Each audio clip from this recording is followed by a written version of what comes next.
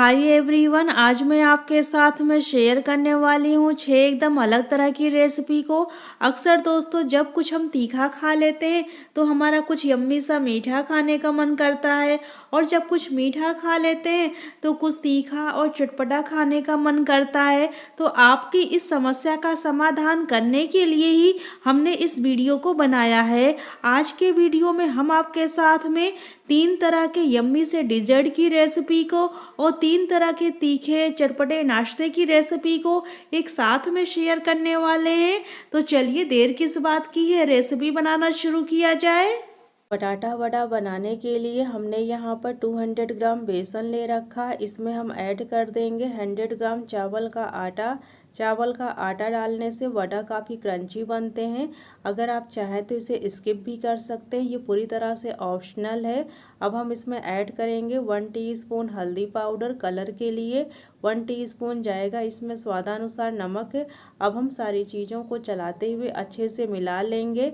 इसे मिलाने के बाद हम इसमें आवश्यकता अनुसार पानी डालते हुए हम इसका एक गाढ़ा बैटर तैयार कर लेंगे। बैटर को हमें यहाँ पर पतला नहीं रखना है, गाढ़ा ही रखना है।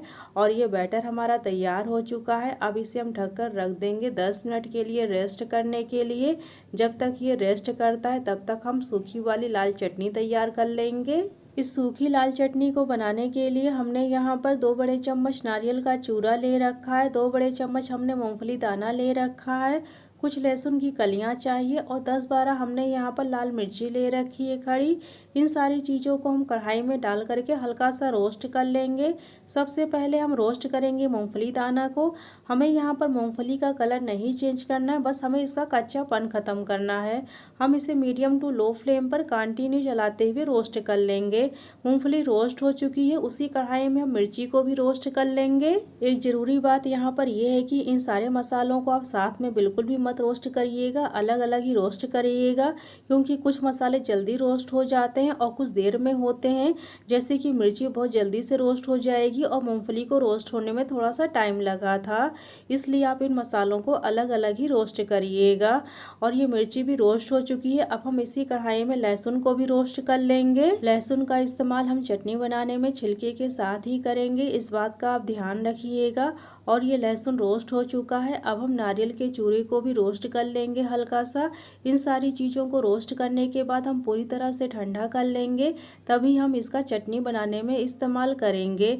हम इसे गरम पर नहीं पीसेंगे। और ये नारियल का चूरा भी रोस्ट हो चुका है, इसे हम कढ़ाई से अलग करके ठंडा कर लेंगे। अब हम ये ग्राइंडिंग जार लेंगे, इसमें हम डाल देंगे भुनी हुई मूँगफली को। मूँगफली के छिलके हमने पहले से उतार लिए थे, अब हम इसे पीस करके तैयार कर लेंगे। मूँगफली को हमने फाइन पीस लिया है। अब हम इसे इस प्लेट में ट्रांसफ़र कर लेंगे। हमने वापस उसी ग्राइंडिंग जार को फिर से ले लिया है, इसमें हमने डाल दिया है लाल मिर्ची खड़ी और लहसुन की कलियों को। अब हम इसे दरदरा पीस लेंगे। इसे पीसते समय हमें पानी का इस्तेमाल नहीं करना है। और ये लीजिए, हमने सारी चीज़ों को दरदरा पीस लिया है। अब हम इसमें ऐड कर देंगे पिसी हुई मूंगफली को और नारियल के चूरे को। हाफ टी स्पून सादा नमक डाल देंगे, हाफ टी स्पून जाएगा इसमें काला नमक। अब इसमें जाएगा कश्मीरी लाल मिर्ची पाउडर, ये तीखी नहीं होती है, इसका इस्तेमाल हम चटनी में रंग के लिए कर रहे हैं। चटनी का जो लाल रंग आता है इसी कश्मीरी लाल मिर्ची पाउडर के कारण ही आता है। अब हम चटनी को पीस लेंगे। और ये लीजिए, चटनी को हमने पीस करके तैयार कर लिया। चटनी बहुत ही टेस्टी बनी है और इसका रंग भी बहुत ही अच्छा आया है। अब हम चटनी को इस बाउल में ट्रांसफ़र कर लेंगे और इसे हम साइड में रखते हैं। अब हम चलते हैं आगे के प्रोसेस के लिए। अब हम तैयार करेंगे बटाटा वड़ा बनाने के लिए आलू का मसाला। तो उसके लिए हम यहाँ पर अदरक, लहसुन और हरी मिर्च को एकदम फाइन पीस लेंगे। इसे पीसते समय हमें पानी का इस्तेमाल नहीं करना है। और ये लीजिए, हमने सारी चीज़ों को एकदम फाइन पीस लिया है। इसे साइड में रखेंगे। हमने कढ़ाई को गर्म होने के लिए रख दिया है। 2 टेबल स्पून हमने इसमें तेल डाल दिया है। आप कोई भी कुकिंग ऑयल इस्तेमाल कर सकते हैं। तेल गरम हो गया है। 1 टीस्पून काली सरसों डाल देंगे, 1 टीस्पून जाएगा इसमें जीरा और कुछ फ्रेश करी पत्ते डाल देंगे। इन सारी चीज़ों को चलाते हुए हम अच्छे से भून लेंगे। अब हम इसमें ऐड कर देंगे पिसे हुए मसाले को, जो हमने अदरक, लहसुन और हरी मिर्च को पीसा था, इसे भी हम इसमें डाल करके इसे भी हम अच्छे से भून लेंगे। बटाटा वड़ा के आलू के मसाले में जब हम इस तरह से अदरक, लहसुन और हरी मिर्च को पीस करके डालते हैं तो मसाले में बहुत बढ़िया टेस्ट और टेक्सचर आता है। 1 टीस्पून स्वादानुसार नमक ऐड कर दिया है। 1 टीस्पून जाएगा हल्दी पाउडर। हाफ टी स्पून हींग डाल देंगे। हींग से बहुत बढ़िया टेस्ट आता है मसाले में, और हींग हमारे डाइजेशन में भी हेल्प करती है। 4 मैश किए हुए आलू डाल देंगे। आलू को हमने बॉयल करके इसे गरम पर ही मैश कर लिया था। अब हम आलू को मसालों के साथ में चलाते हुए अच्छे से भून लेंगे। आलू के मसाले को हम मीडियम फ्लेम पर कंटिन्यू चलाते हुए लगभग 6 से 7 मिनट तक अच्छे से भून लेंगे। आलू का मसाला जितने अच्छे से भुना रहेगा, बटाटा वड़ा हमारा उतना ही टेस्टी बनेगा। आलू के मसाले को हमने अच्छे से भून लिया है, इसमें से बहुत अच्छी सी खुशबू भी आने लगी है। अब हम इसमें ऐड कर देंगे खूब सारा बारीक कटा हुआ हरा धनिया। हरा धनिया डालने से मसाले में बहुत बढ़िया टेस्ट और टेक्सचर आता है।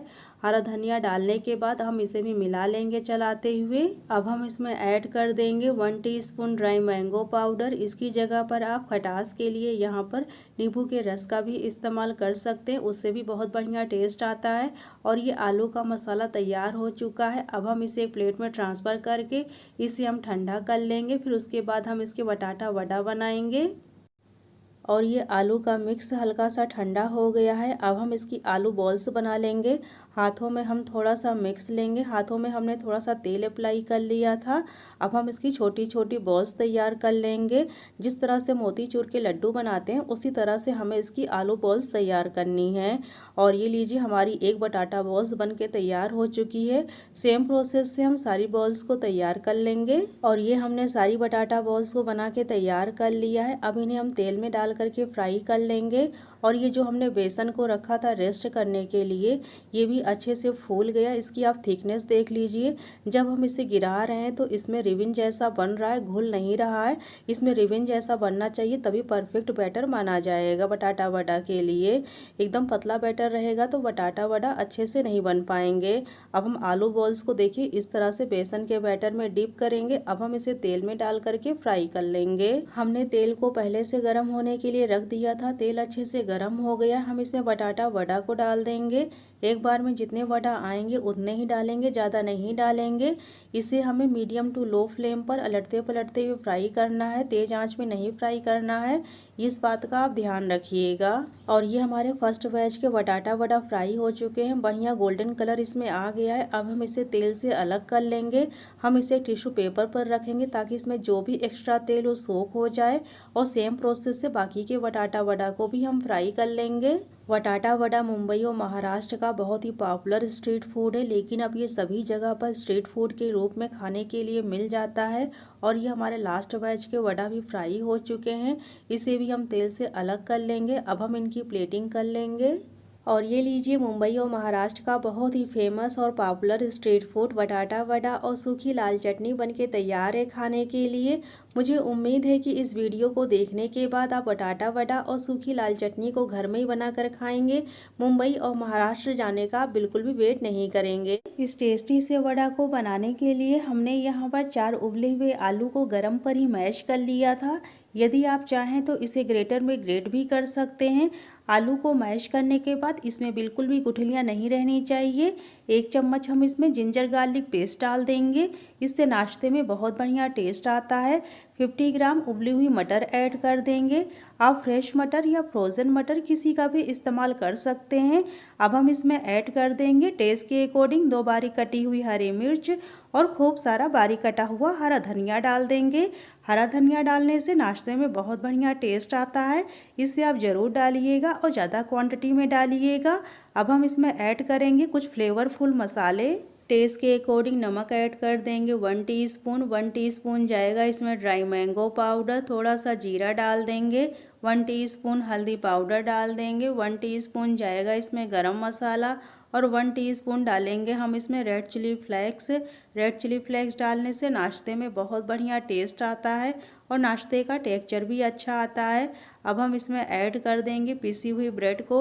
हमने यहाँ पर सिंपल ब्रेड को ग्राइंडिंग जार में पीस करके इसका ब्रेड क्रम्स बना लिया है। ब्रेड क्रम्स को डालने के बाद इसे हम अच्छे से मिलाते हुए डो के फॉर्म में कर लेंगे। इसे मिलाते समय हमें बिल्कुल भी पानी का इस्तेमाल नहीं करना है, इस बात का आप ध्यान रखिएगा। ब्रेड क्रम्स का इस्तेमाल हमने इस नाश्ते में बाइंडिंग के लिए किया है। यदि हम सिर्फ आलू का ही वड़ा बनाएंगे तो जब हम तेल में इसे फ्राई करेंगे तो तेल में जाते ही फट जाएंगे और वड़ा अच्छे से नहीं बन पाएंगे।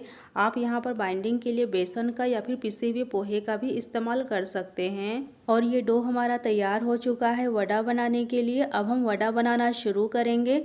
अपने हाथों में हम थोड़ा सा तेल या घी अप्लाई कर लेंगे, थोड़ा सा हाथों में मिक्स लेंगे और इसे हम दोनों हाथ की हथेलियों के बीच में रख कर के गोल करेंगे।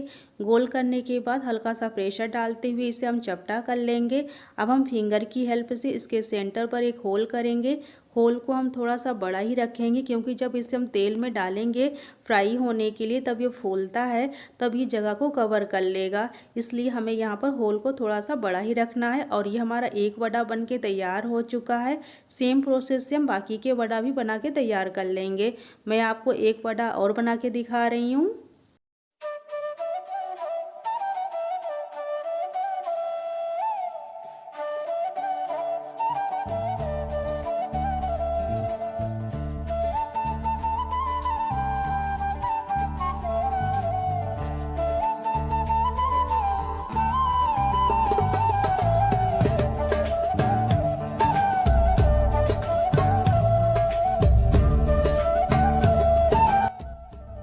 और ये हमने सारे ही वड़ा बना के तैयार कर लिए हैं। अब हम चलते हैं आगे के प्रोसेस के लिए।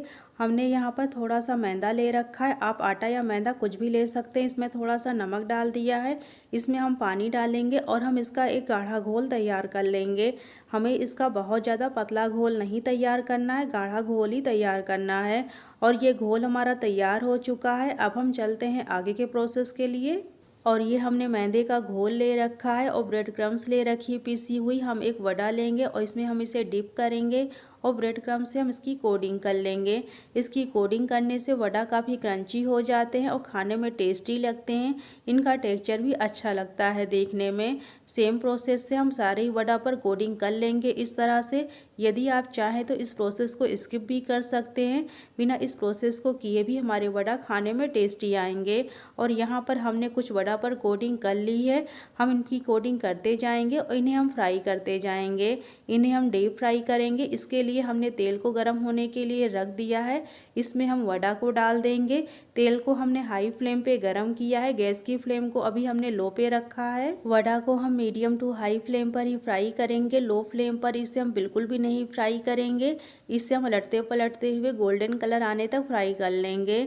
वड़ा हमारे एक साइड से सीख चुके हैं, अब इन्हें हम टर्न कर लेंगे और टर्न करने के बाद इसे हम उलटते पलटते हुए गोल्डन कलर आने तक फ्राई कर लेंगे।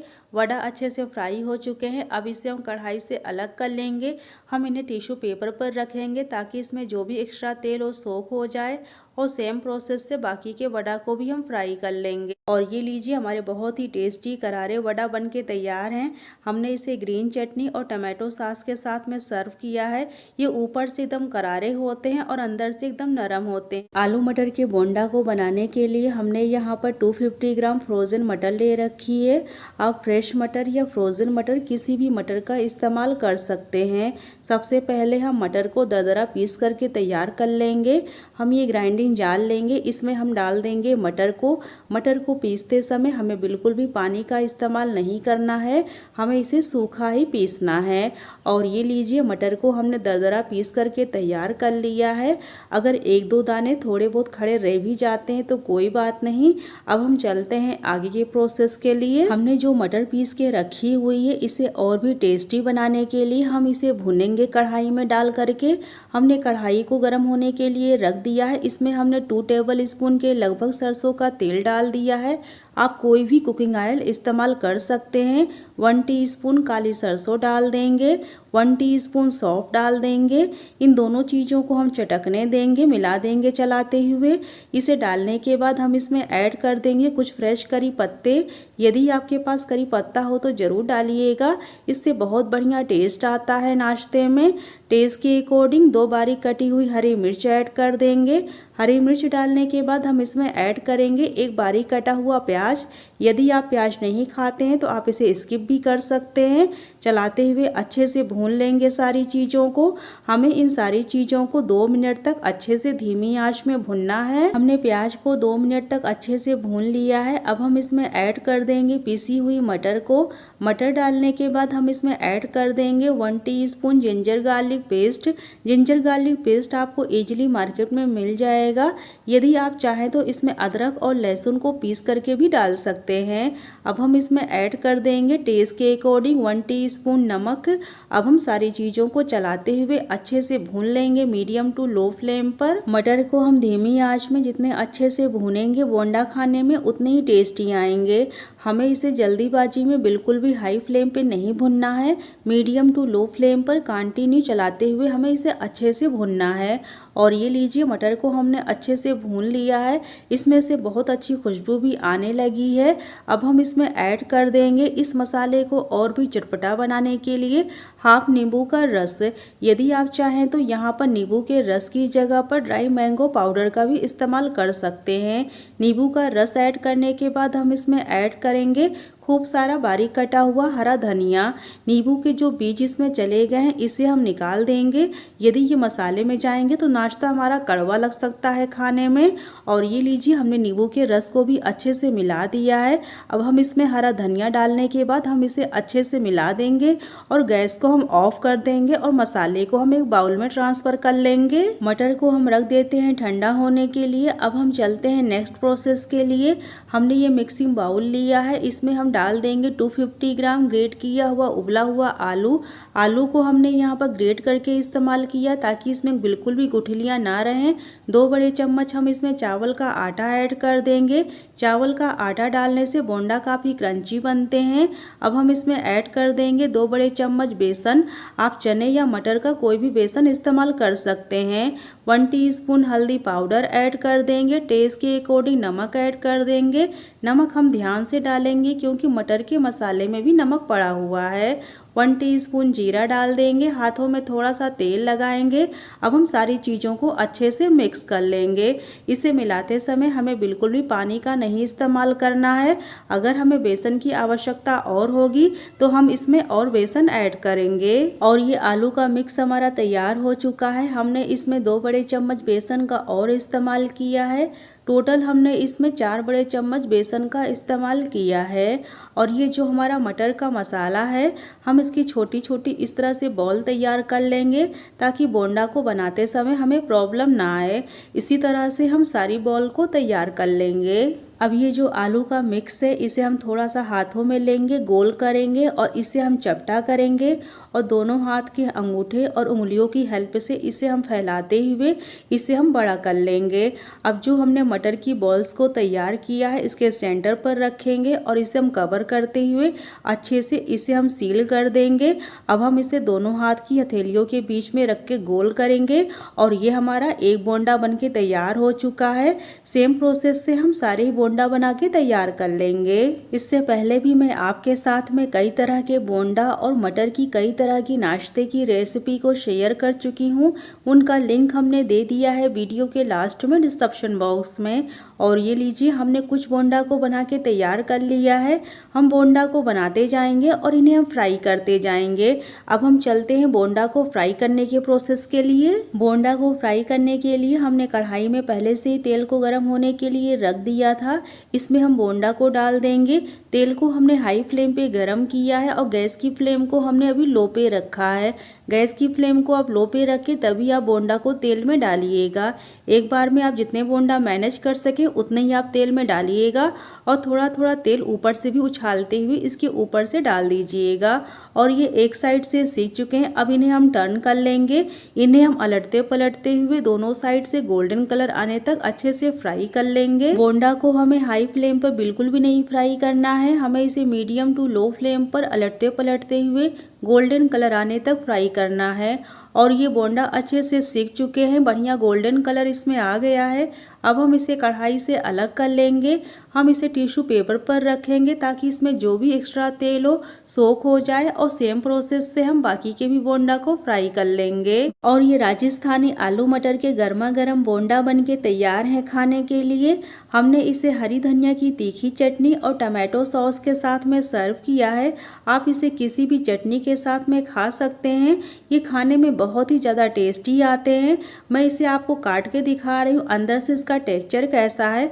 अंदर से भी देखने में ये बहुत ही ज़्यादा टेम्पटिंग लग रहे हैं, देखकर ही मुंह में पानी आ जा रहा है। खाने में तो ये बहुत ही ज़्यादा लाजवाब और बहुत ही ज़्यादा मज़ेदार है।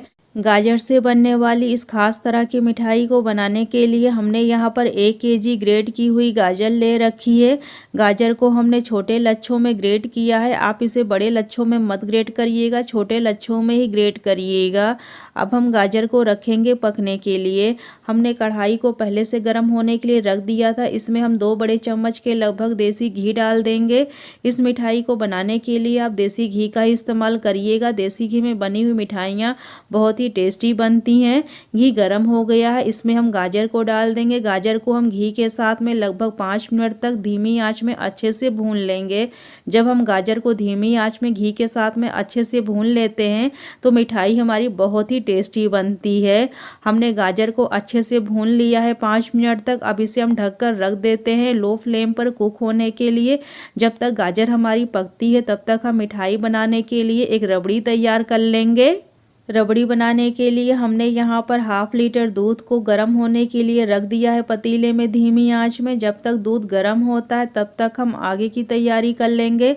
हमने यहाँ पर 4 वाइट ब्रेड ले रखी। इसका जो किनारे का हिस्सा है ये लाल वाला, इससे हम नाइफ से काट करके अलग कर लेंगे। आप यहाँ पर ब्राउन ब्रेड का इस्तेमाल मत करिएगा, वाइट ब्रेड ही लीजिएगा। और ये जो किनारे वाला हिस्सा निकलेगा इसे हम फेंकेंगे नहीं, इसे हम पीस करके इसका ब्रेड क्रम्स बना लेंगे और स्नैक्स बनाने में हम इसका इस्तेमाल कर सकते हैं। और ये जो वाइट वाली ब्रेड है इसे हम तोड़ करके इस ग्राइंडिंग जार में डाल देंगे। हमें इसे तोड़ कर डालना है, तभी हमें इसे पीसने में आसानी रहेगी। अब इसे हम पीस करके तैयार कर लेंगे। और ये लीजिए, ब्रेड को हमने महीन पीस करके तैयार कर लिया है। और ये दूध भी हमारा गर्म हो गया है, उबाल भी आ गया है। गैस की फ्लेम को हम लो पे कर देंगे और पिसी हुई ब्रेड को हम दूध में ऐड कर देंगे।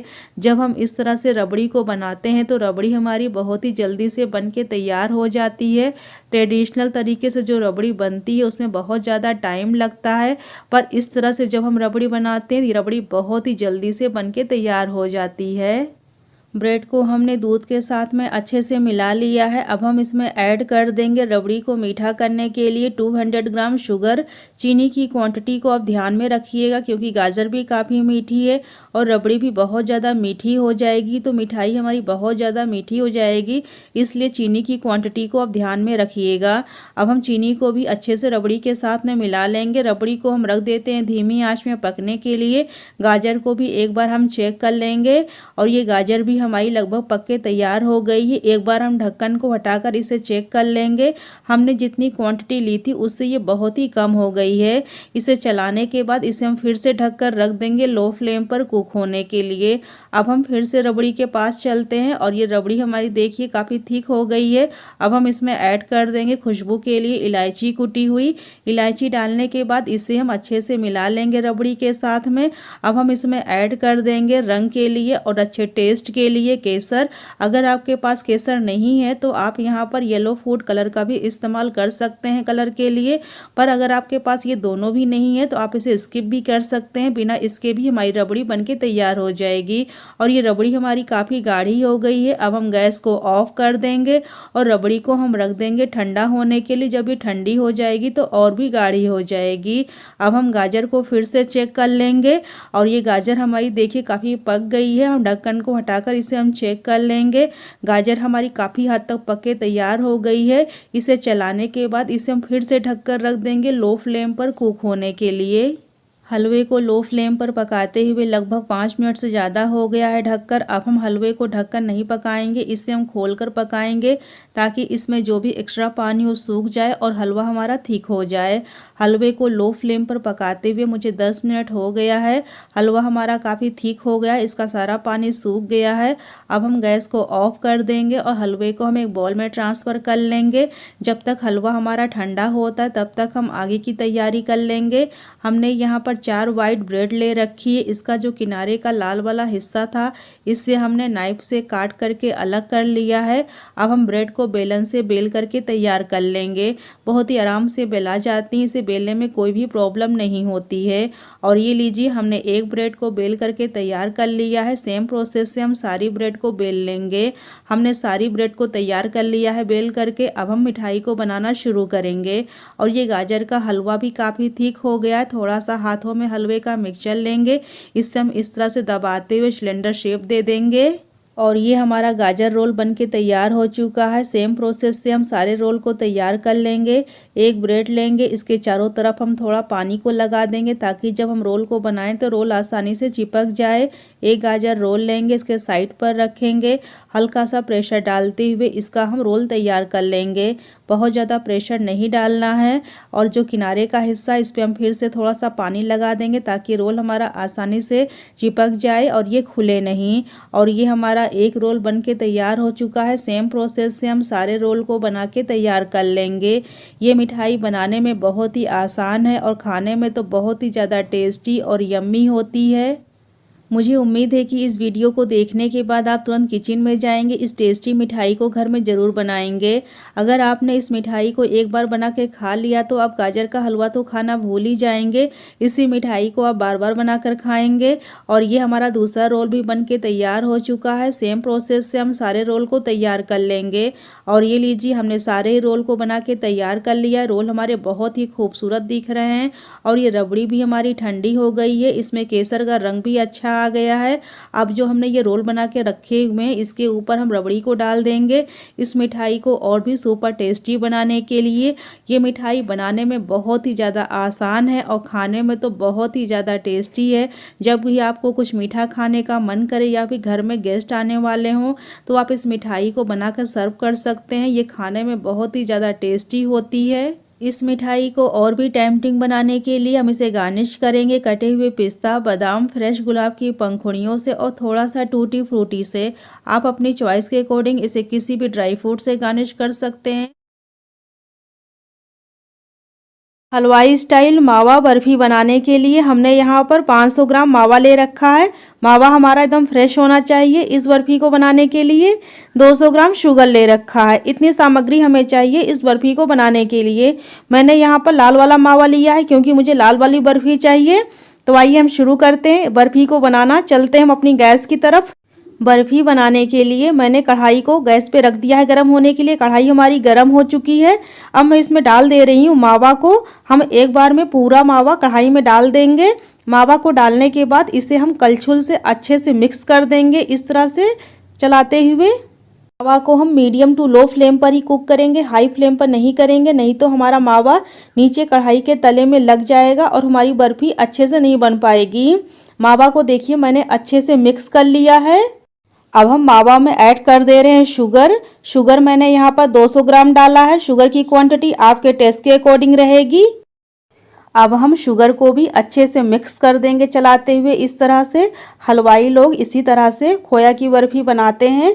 मैं आपको सेम वैसे ही बनाकर दिखाऊंगी। आप स्टेप बाय स्टेप ध्यान से देखिएगा। मैं आपको सारी बातें बताऊंगी हलवाई लोग किस तरह से इस बर्फी को बनाते हैं। और ये देखिए मावा और चीनी एक दूसरे में अच्छे से मिक्स हो गए हैं।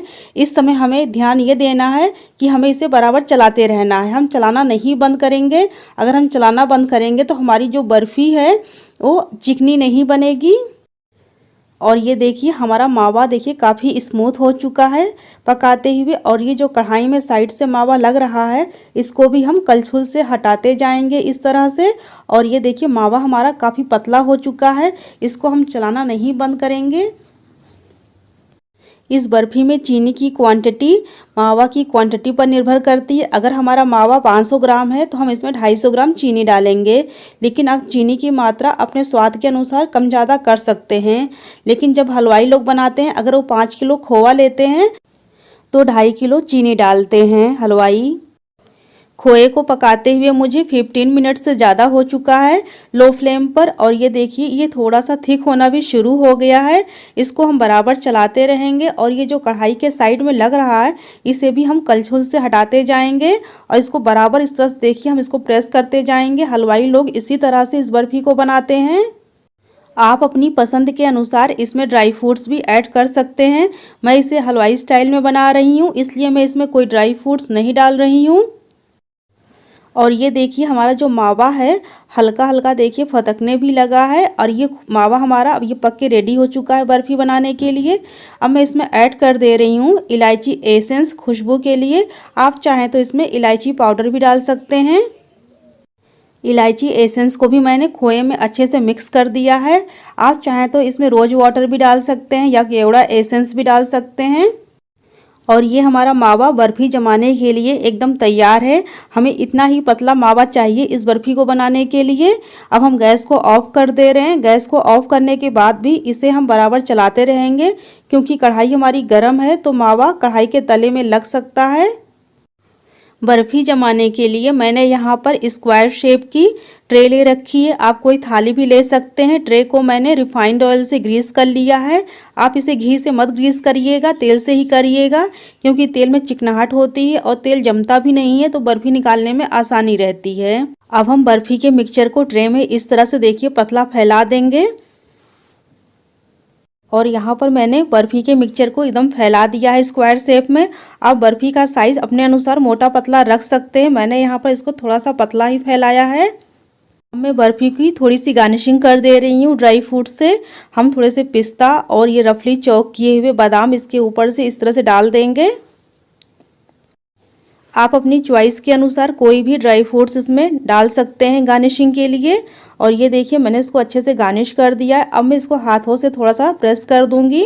अब मैं बर्फ़ी को फ्रिज में रखूंगी सेट होने के लिए 8 घंटे के लिए। अगर सर्दियों का मौसम है तो आप इसे बाहर ही रखिए सेट होने के लिए। 8 घंटे बाद हम फिर से मिलते हैं। 8 घंटे हो चुके हैं और ये बर्फ़ी हमारी बहुत अच्छे से सेट हो चुकी है। मैंने इसके ऊपर थोड़ी सी सूखी गुलाब की पंखुड़ियाँ भी डाल दी थी गार्निशिंग के लिए, जिससे ये और भी सुंदर दिखने लगी है। अब इसके हम पीसेस काट लेते हैं। पीस काटने के लिए हम इस चाकू का इस्तेमाल करेंगे। अब हम इसके पीस काट लेते हैं चाकू से। इस तरह से देखिए बहुत ही आसानी से ये कट जाते हैं। ये हमने एक साइड से काट लिया है बर्फ़ी को। अब इसे हम दूसरी साइड से भी काट लेते हैं। इसी तरह से हम दूसरी साइड से भी बर्फ़ी को काट लेंगे। और ये देखिए बर्फ़ी को मैंने काट लिया है। अब इसको हम ट्रे से अलग कर लेते हैं। बहुत ही आसानी से देखिए बर्फ़ी हमारी ट्रे से निकल जा रही, क्योंकि हमने तेल लगाया था, घी नहीं लगाया था। अब हम बर्फ़ी को एक प्लेट में सर्व कर लेते हैं। इस टेस्टी और यम्मी बर्फ़ी को बनाने के लिए हमने यहाँ पर 1/2 लीटर फुल क्रीम दूध ले रखा है। हम इसमें ऐड कर देंगे 250 ग्राम मिल्क पाउडर। मिल्क पाउडर डालने से इस बर्फ़ी में मावे जैसा टेस्ट और टेक्सचर आता है। 200 ग्राम शुगर ऐड कर देंगे बर्फ़ी को मीठा करने के लिए। अब हम चीनी और मिल्क पाउडर को दूध के साथ में चलाते हुए मिला लेंगे।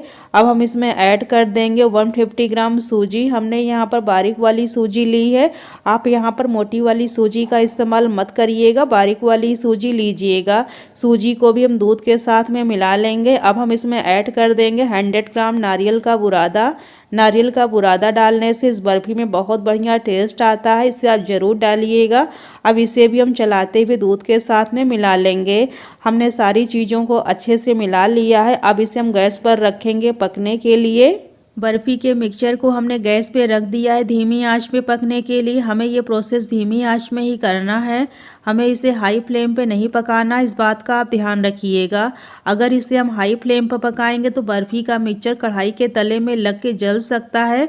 हमें ये सारा प्रोसेस धीमी आंच में ही करना है। और ये देखिए हमारा जो ये मिक्सचर है बर्फ़ी का काफ़ी गाढ़ा हो गया है। अभी हमें इसे धीमी आँच में तब तक पकाना जब तक ये डो के फॉर्म में इकट्ठा नहीं होने लगता है। अब हम इसमें ऐड ऐड कर देंगे थोड़ा सा घी।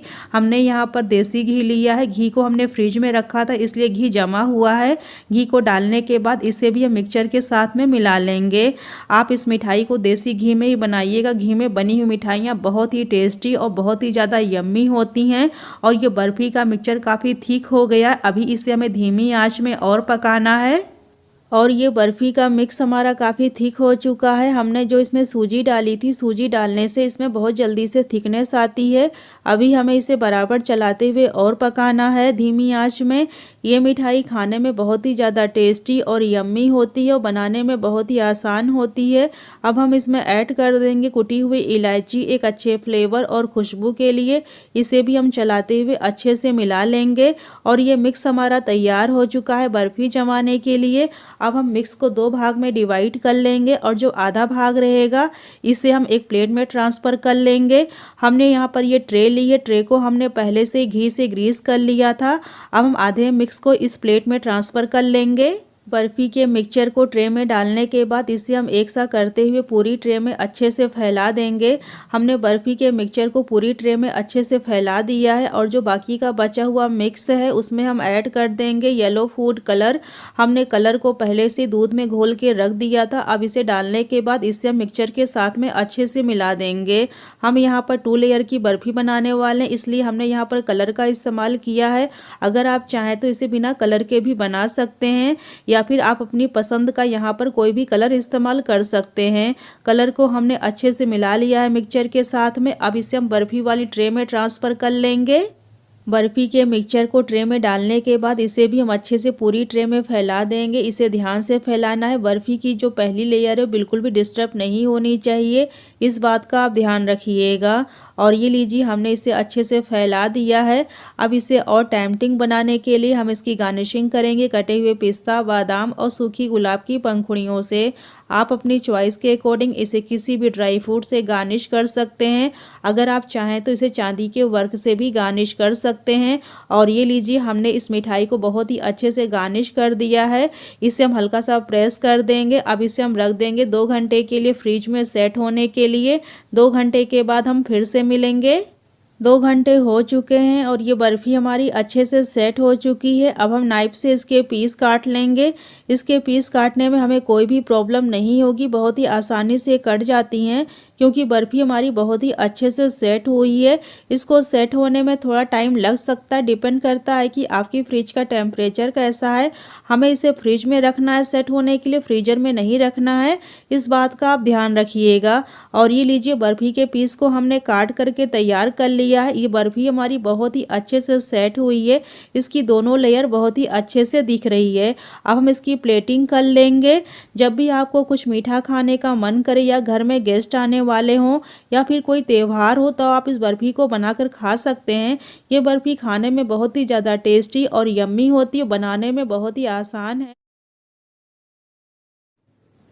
और अपने एक्सपीरियंस नीचे हमारे कमेंट सेक्शन में ज़रूर शेयर कीजिएगा। मैं फिर से मिलती हूँ इसी तरह से अपनी एक नई वीडियो के साथ। Thank you.